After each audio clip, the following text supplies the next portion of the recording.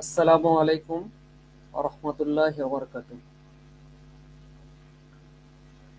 আমরা হাদিস মানতে বাধ্য পেজ থেকে আমাদের আজকের আলোচনার বিষয় হচ্ছে কোরআন দ্বারা কি মুহাম্মদ সাল্লাল্লাহু আলাইহি ওয়াসাল্লামের হাদিস প্রমাণিত নয়। আমাদের সাথে আজকের আলোচক আছেন সম্মানিত শাইখ আমার উস্তাদ আহমদুল্লাহ সৈয়দপুরি। উস্তাদ শুনতে পাচ্ছেন? জি, শুনতে পাচ্ছি। যাক, আপনারা যারা লাইভটি দেখতে পাচ্ছেন একটু কমেন্ট করে জানাবেন আমাদের সাউন্ড সিস্টেম ঠিক আছে কিনা। আমি একটু চেক দিয়ে নিই উস্তাদ।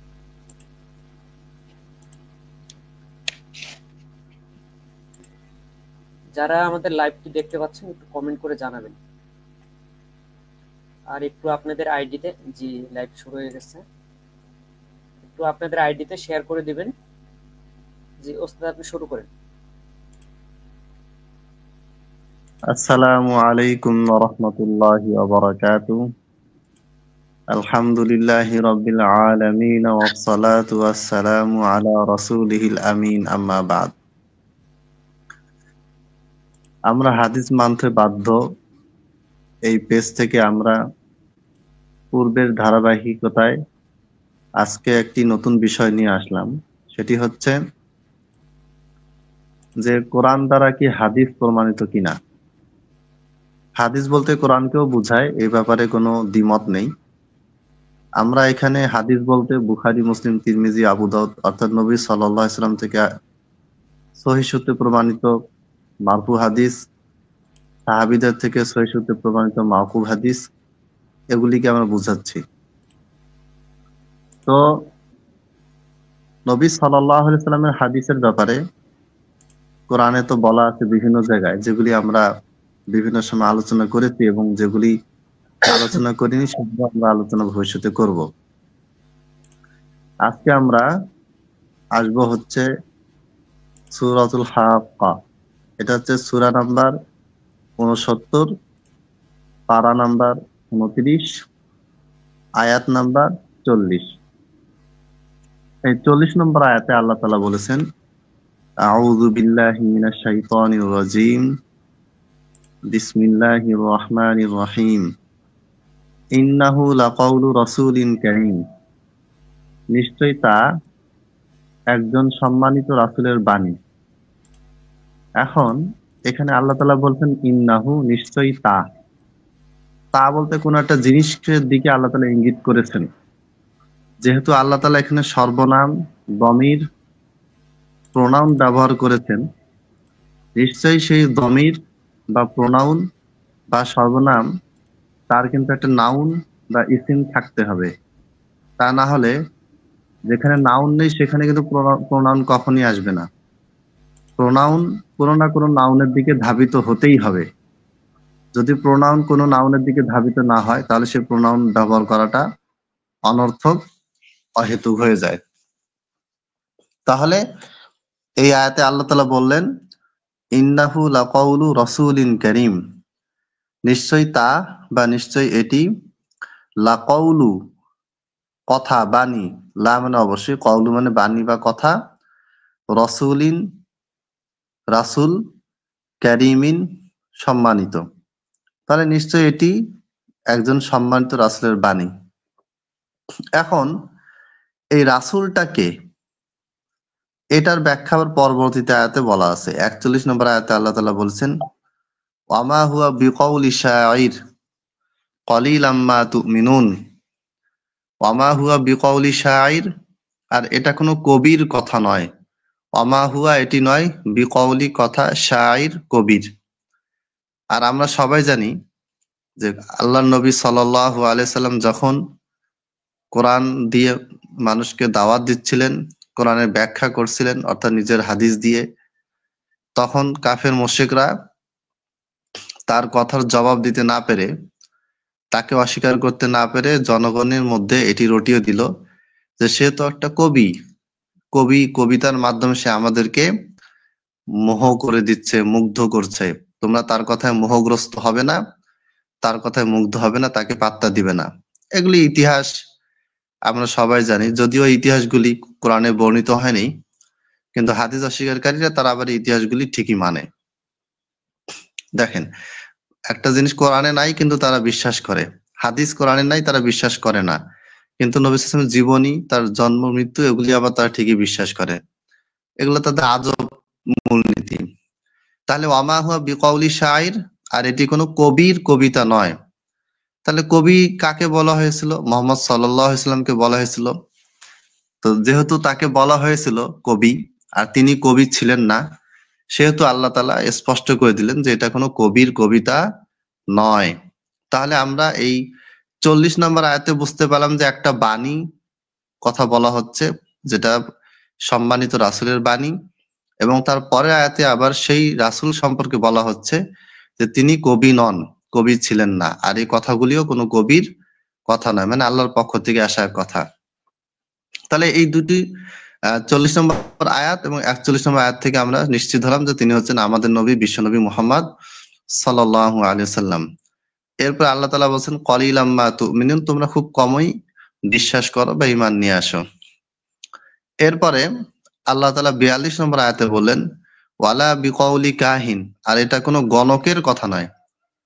ভবিষ্যতে বিভিন্ন ঘটনা ঘটবে, ফোরাত নদী ফেটে সেখান থেকে সোনার পাহাড় বের হবে, কিয়ামত হবে, দাজ্জাল আসবে, ইয়াজুজ মাজুজ আসবে, দাব্বাতুল আরদ আসবে, গোটা পৃথিবীতে অন্যায় বিশৃঙ্খলা ছড়িয়ে পড়বে, মুসলমানরা ইহুদিদের সাথে লড়াই করবে এবং ইহুদিদেরকে পরাজিত করবে, তার আগে মুসলমানরা সর্বত্র মার খাবে, তারপরে ইমাম মাহদি আসবেন, ঈসা আলাইহিস সালাম আসবেন, এইরকম অনেক ভবিষ্যৎবাণী কথাবার্তা বলা আছে, কোরআনে আছে, নবী সাল্লাল্লাহু আলাইহি ওয়াসাল্লাম তো হাদিসে বলেছেনই। তো এগুলি কোনো কাহিন বা গণকের কথা নয়, বরং আল্লাহ তাআলার পক্ষ থেকেই এই বিষয়গুলি নবীকে জানানো হয়েছে, আর তিনি সেটাই বলেছেন। এটাও আল্লাহ তাআলা 43 নম্বর আয়াতে বলেছেন যে তানজিলুন, এটি নাজিলকৃত, মিন রব্বিল আলামিন, সমস্ত জগতের প্রতিপালক আল্লাহর পক্ষ থেকে।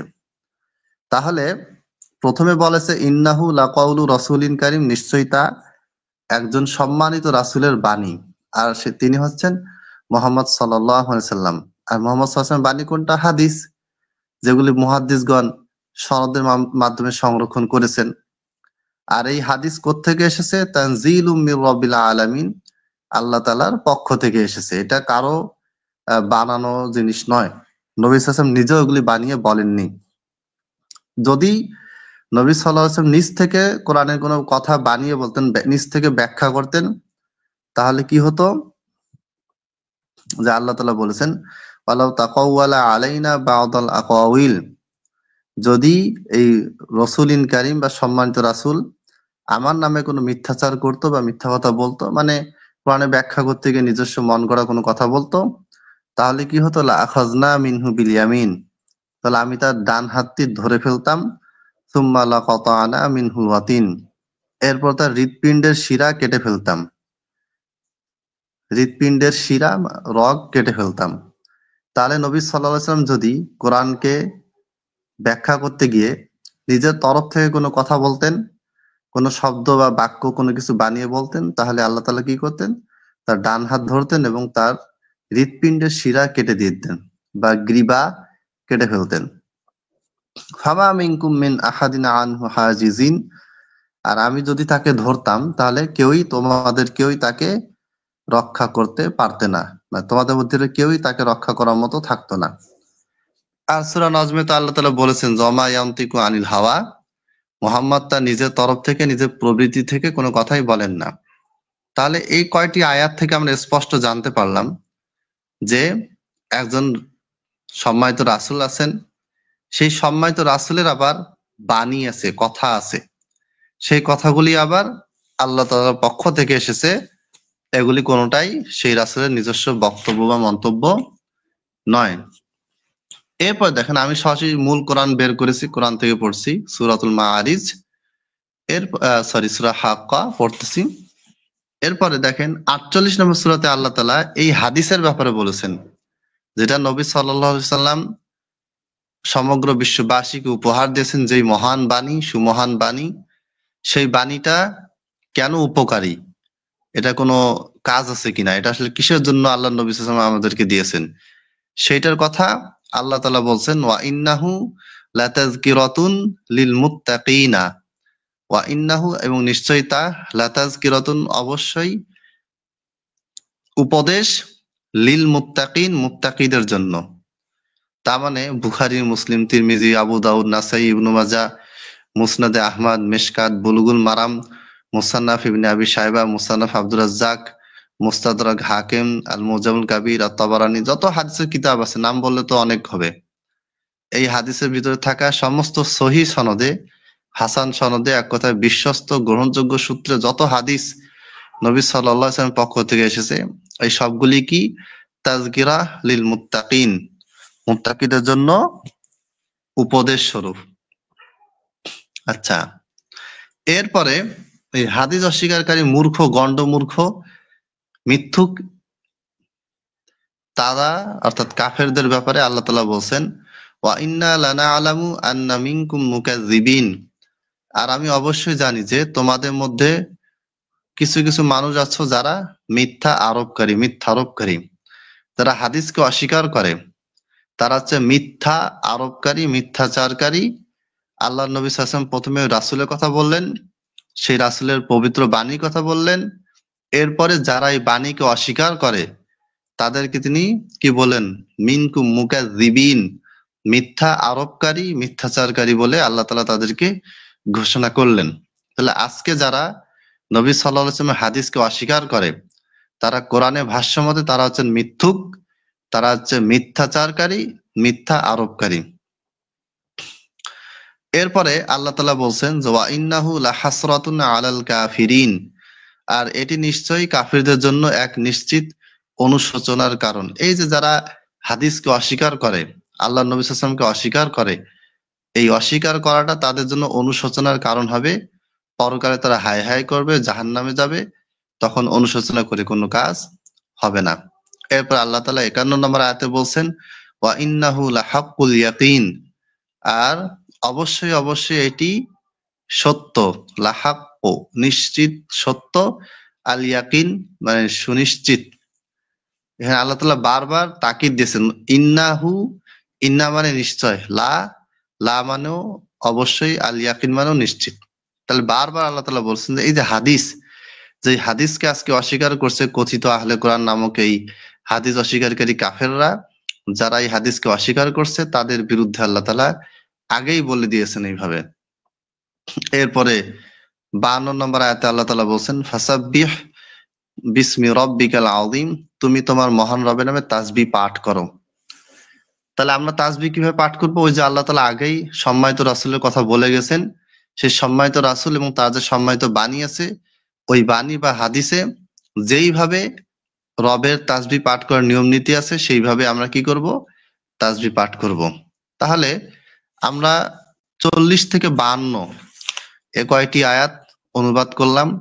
নিজের তরফ থেকে কোনো ব্যাখ্যা বিশ্লেষণ আমরা করি নাই, শুধু অনুবাদের মাধ্যমে আমরা এই জিনিসটা প্রমাণ করলাম যে একজন বিশ্বস্ত সম্মানিত রসুল ছিলেন, আছেন, তার বাণী আছে, সেই বাণীটা মুত্তাকিদের জন্য উপদেশ স্বরূপ, এবং সেটি একটি সুনিশ্চিত সত্য, এবং যারা এটাকে অস্বীকার করে তারা হচ্ছে মিথ্যাচারকারী কাফের। আর এই কাফেররা পরকালে এই মিথ্যাচার করার কারণে অনুশোচনায় ভুগবে। অর্থাৎ হাদিস অস্বীকারীরা তারা কাফের, এবং তারা হাদিস অস্বীকার করার কারণে সেই মহান সম্মানিত রাসূলের এই মহান বাণীকে অস্বীকার করার কারণে তারা পরকালে অনুশোচনা করবে, মানে জাহান্নামে যাবে, শাস্তি পাবে, তখন তারা আফসোস করবে। সম্মানিত শ্রোতা মণ্ডলী, যারা আজকে আমাদের লাইভটি দেখছেন, তারা কোরআনের অনুবাদ খুলবেন, খুলে এই আয়াতগুলি অনুবাদ পড়বেন। যদি মনে হয় যে আমরা ভুল বলছি তাহলে আমাদেরকে জানাবেন। আর এই বিষয়ে যদি আপনাদের কোনো প্রশ্ন থাকে তাহলে আমাদের পেজে জানাবেন। ইনশাল্লাহ আপনাদের প্রশ্নের উত্তরে আমরা নতুন করে আবার লাইভ করব। আজকে আমরা এখানেই শেষ করছি। ওয়া আখিরু দাওয়ানা আনিল হামদুলিল্লাহি রাব্বিল আলামিন। আসসালামু আলাইকুম ওয়া রাহমাতুল্লাহি ওয়া বারাকাতুহু।